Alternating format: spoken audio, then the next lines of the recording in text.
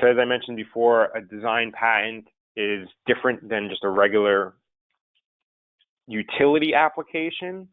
Design patent covers the actual design, the aesthetic features of a design.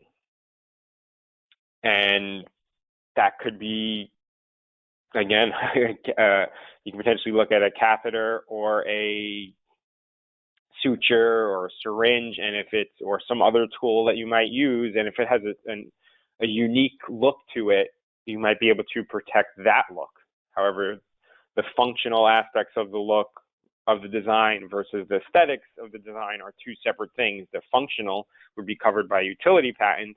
The aesthetics would be covered by a design patent. Graphic user interfaces has been really hot lately for design patents.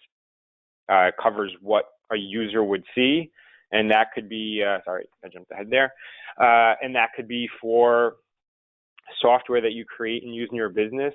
If there's a layout that is unique, that could be protected.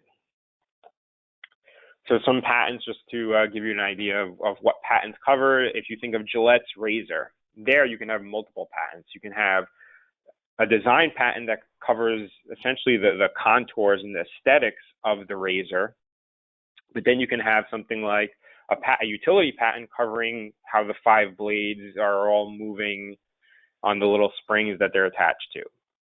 Pharmaceuticals, I think that's probably one of the best arguments for patents is why do they exist, is when you look at something like pharmaceuticals, the amount of money that they have to invest in research and development, they would not invest that money if it wasn't for the fact that at the end of the day, they can potentially obtain a patent, have a monopoly for 20 years, and essentially recoup all of that investment in the research and development, plus a lot more. Prosthetic valves, catheters, Edison's phonograph, his light bulb as well, are all items that are subject to patents.